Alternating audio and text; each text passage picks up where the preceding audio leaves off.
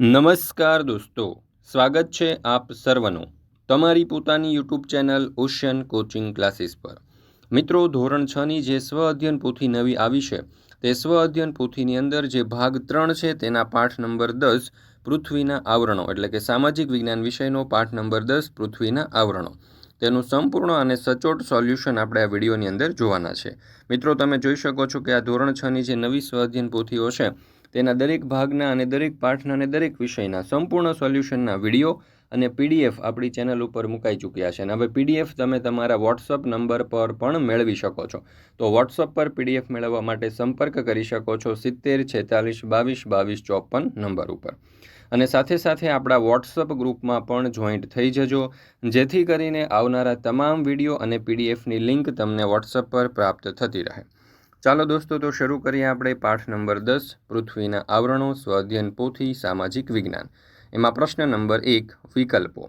પહેલો સવાલ, તમારા ગામ કે શહેરમાં નિરંતર વૃક્ષો કાપવાથી કયા વાયુનું પ્રમાણ ઘટતું જશે? તો જવાબ આવશે વિકલ્પ બી, ઓક્સિજન। બીજું, વહેલી સવારે સમુદ્ર કિનારાની હવામાં કયો વાયુ વધારે પ્રમાણમાં હોય છે? તો જવાબ આવશે વિકલ્પ ડી, ઓઝોન। ત્રીજું, મોબાઈલ ઉપર તમે વાતચીત કરો છો તો તે કયા આવરણને આભારી છે? તો જવાબ આવશે વિકલ્પ સી, વાતાવરણ। ચોથું, સામાન્ય રીતે 1 કિલોમીટરની ઊંડાઈએ જતાં લગભગ 30 અંશ સેલ્સિયસ તાપમાન વધે છે।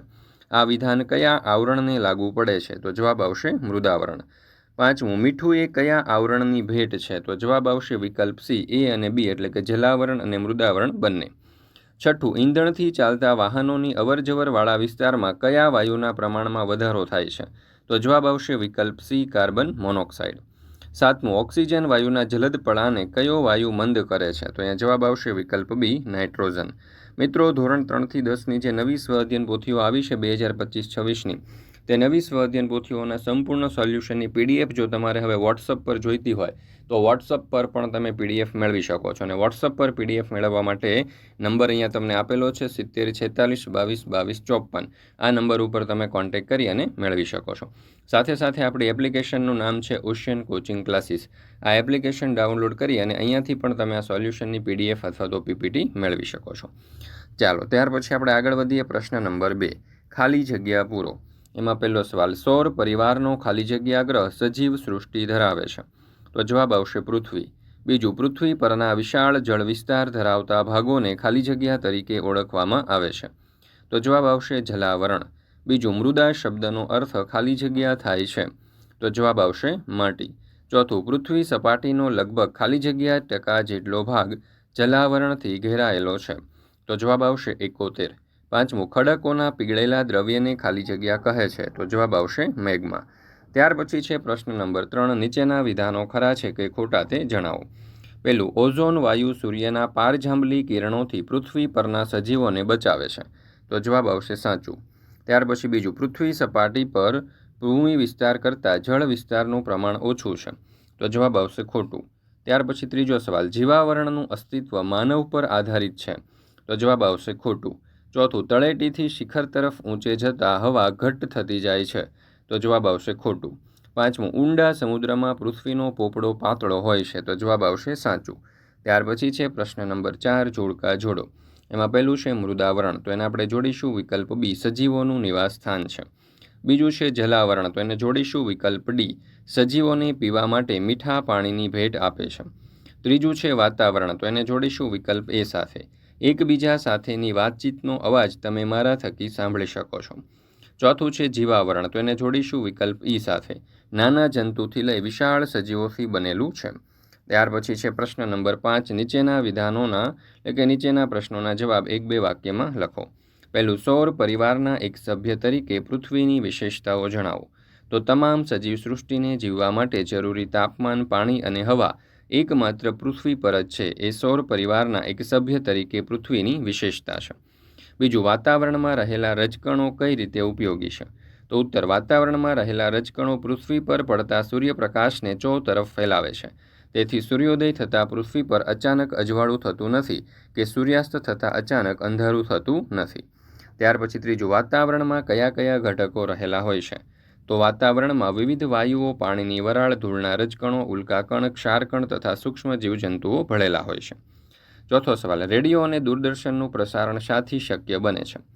તો ઉત્તર, અવાજ અને પ્રકાશના મોજા વાતાવરણમાં પરાવર્તન પામી પૃથ્વીની સપાટી ઉપર પાછા ફરે છે. આથી રેડિયો અને દૂરદર્શન પ્રસારણો શક્ય બને છે.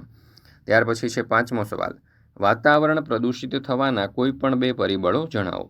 તો પેટ્રોલ, ડીઝલ અને અન્ય ઈંધણ બળતા કાર્બન મોનોક્સાઇડ, નાઇટ્રોજન ઓક્સાઇડ જેવા ઝેરી વાયુઓ છોડે છે.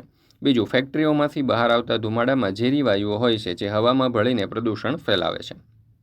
છઠ્ઠો સવાલ, તમારા ગામ કે શહેરમાં જળ પ્રદૂષણ કઈ રીતે થાય છે? તો ઉત્તર, મારા ગામ કે શહેરમાં જળ પ્રદૂષણ ફેક્ટરીઓના ઝેરી પાણી અને ઘરના ગટરના પાણીથી થાય છે. લોકો નદીમાં કચરો અને પ્લાસ્ટિક ફેંકતા હોવાથી પાણી દૂષિત બને છે. સાતમો સવાલ, વાતાવરણને દૂષિત થતું અટકાવવાના ઉપાયો જણાવો. તો વધુમાં વધુ વૃક્ષારોપણ કરવું, વાહનોને નિયમિત સર્વિસિંગ કરાવવું અને પબ્લિક ટ્રાન્સપોર્ટનો ઉપયોગ કરવો, કારખાનાથી નીકળતા ધુમાડા ઉપર નિયંત્રણ લાવવું, પ્લાસ્ટિક અને કચરો ગમે ત્યાં ન સળગાવવો. ત્યાર પછી છે પ્રશ્ન નંબર 6, ટૂંક નોંધ લખો. એમાં પહેલું છે જલાવરણ. તો પૃથ્વીની સપાટી પરના પાણીથી ઘેરાયેલા ભાગને જલાવરણ કહે છે. તેમાં મહાસાગરો, સમુદ્રો, નદીઓ, તળાવો અને સરોવરોનો સમાવેશ થાય છે. પૃથ્વીની સપાટીના લગભગ 71% ભાગ પર જલાવરણ ફેલાયેલું છે. પૃથ્વી ઉપર 4 મુખ્ય મહાસાગરો છે, પેસેફિક, એટલાન્ટિક, હિન્દ અને આર્કટિક. કુલ પાણીમાંથી 97% ખારું અને 3% મીઠું પાણી છે, જેમાંથી 1% પાણી જ જીવસૃષ્ટિ માટે ઉપયોગી છે. ત્યાર પછી છે બીજું જીવાવરણ. તો મૃદાવરણ, વાતાવરણ અને જલાવરણના જે ભાગમાં જીવસૃષ્ટિનું અસ્તિત્વ છે તેને જીવાવરણ કહેવામાં આવે છે. સૌર પરિવારમાં માત્ર પૃથ્વી પર જ જીવાવરણ છે. જીવાવરણમાં માનવો, વનસ્પતિઓ, પ્રાણીઓ અને જીવજંતુઓનો સમાવેશ થાય છે. પૃથ્વી પરના સજીવો ખોરાક અને અન્ય જરૂરિયાતો જીવાવરણમાંથી મેળવે છે. જીવાવરણના સજીવો માનવ જગતને વિવિધતાભર્યો ખોરાક અને કાચો માલ પૂરો પાડે છે. માનવ જીવનનું અસ્તિત્વ અને જીવન નિર્વાહ જીવાવરણ પર આધારિત છે. ત્યાર પછી છે ત્રીજો સવાલ, પ્રદૂષણ. તો માનવ પોતાની બુદ્ધિશક્તિથી પર્યાવરણના વિવિધ ઘટકોના ઉપયોગ દ્વારા પોતાની જરૂરિયાતો સંતોષે છે. મહાત્મા ગાંધીએ કહ્યું છે કે આ માનવીય ગતિવિધિઓથી કુદરતી પર્યાવરણ દૂષિત થવાની ક્રિયા એટલે પ્રદૂષણ. પર્યાવરણને દૂષિત કરતા ઘટકોને પ્રદૂષક કહે છે. માનવી કુદરતી સંસાધનોનો અમર્યાદિત અને અવિવેકપૂર્ણ ઉપયોગ કરે ત્યારે પર્યાવરણીય પ્રદૂષિત થાય છે. માનવ વિકાસની તીવ્ર ઝંખના ઔદ્યોગિકીકરણ અને યાંત્રિકીકરણ પર્યાવરણને પ્રદૂષિત કરવા માટે જવાબદાર છે. ત્યાર પછી છે પ્રશ્ન નંબર 7. નીચેના પ્રશ્નોના ઉત્તર 2-3 વાક્યમાં લખો. પહેલો સવાલ, આપણા જીવનમાં મૃદાવરણનું શું મહત્વ છે? તો જોઈએ ઉત્તર. મૃદાવરણ માનવીનું નિવાસસ્થાન છે. તે માનવને રહેઠાણ માટે જગ્યા અને ઘર બાંધવા માટેની સામગ્રી આપે છે. માનવને મૃદાવરણના જલ સ્ત્રોતમાંથી પાણી મળે છે. માનવી મૃદાવરણ પર ખેતી કરી વિવિધ પાક ઉગાડે છે તેમજ ઉદ્યોગ, ધંધા અને અન્ય આર્થિક પ્રવૃત્તિઓ કરે છે. ત્યાર પછી બીજું, જમીનનું પ્રદૂષણ અટકાવવા તમે શું કરશો? તો ઉત્તર, જમીનનું પ્રદૂષણ અટકાવવા કચરો જમીન ઉપર ન ફેંકી કચરાપેટીમાં નાખીશ.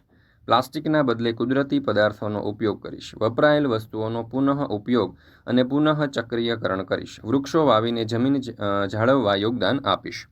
ત્રીજું, વાતાવરણનું મહત્વ સમજાવો. ઓઝોન વાયુ સૂર્યના જલદ પાર જાંબલી કિરણોનું શોષણ કરી પૃથ્વી પરની જીવસૃષ્ટિને સૂર્યની પ્રચંડ ગરમીથી બચાવે છે. ઓઝોન ઘણો સ્ફૂર્તિદાયક છે. વાતાવરણમાં રહેલા રજકણો પૃથ્વી પર પડતા સૂર્યપ્રકાશને ચોતરફ ફેલાવે છે. મિત્રો, ધોરણ 3 થી 12ની કોઈ પણ પ્રકારની PDF અને PPT તમારે જોઈતી હોય તો તમે મેળવી શકો છો ઓશિયન કોચિંગ ક્લાસીસ પરથી.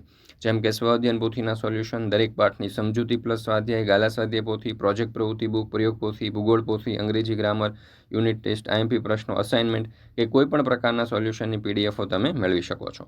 વોટ્સઅપ પર PDF અને PPT મેળવવા માટે સંપર્ક કરી શકો છો તમે 70 46 22 22 54 નંબર ઉપર. આપણી એપ્લિકેશનનું નામ છે ઓશિયન કોચિંગ ક્લાસીસ. આ એપ્લિકેશન ડાઉનલોડ કરી અને અહીંયાથી પણ તમે આ સોલ્યુશનની PDF અથવા તો PPT મેળવી શકો છો. ચાલો ત્યાર પછી જોઈએ આપણે પ્રશ્ન નંબર 8. નીચે આપેલા વિગતોનું મૃદાવરણ, જલાવરણ, વાતાવરણ અને જીવાવરણમાં વર્ગીકરણ કરો. તો અહીંયા પર્વતથી લઈ અને વનસ્પતિ સુધીની વિગતો આપણને આપેલી છે. તો એમાં મૃદાવરણમાં આવશે પર્વત, ખીણ, રણપ્રદેશ અને મેદાન. જલાવરણમાં આવશે નદી, સમુદ્ર, તળાવ અને સરોવર. વાતાવરણમાં આવશે વાયુઓ, ઓક્સિજન, વાદળ અને ધુમાડો. જ્યારે જીવાવરણમાં આવશે પ્રાણીઓ, વૃક્ષો, માછલી અને વનસ્પતિઓ. તો મિત્રો અહીંયા આપણે આ જે સ્વ અધ્યયન પોથીનું સોલ્યુશન છે તે પૂર્ણ કરીએ છીએ. ફરી મળીશું મિત્રો આપણે એક નવા પાઠના સંપૂર્ણ સોલ્યુશન સાથે. મિત્રો આપણી આ ચેનલ ઉપર ધોરણ 6ની જે સ્વ અધ્યયન પોથી છે તેના દરેક પાઠના સંપૂર્ણ સોલ્યુશનના વિડીયો અને પીડીએફ મુકાઈ ચૂક્યા છે. તો જરૂરથી આ વિડીયો અને પીડીએફનો અભ્યાસ કરી લેજો. તમારી પરીક્ષાની તૈયારી માટે મિત્રો તમને ખૂબ જ ઉપયોગી થશે.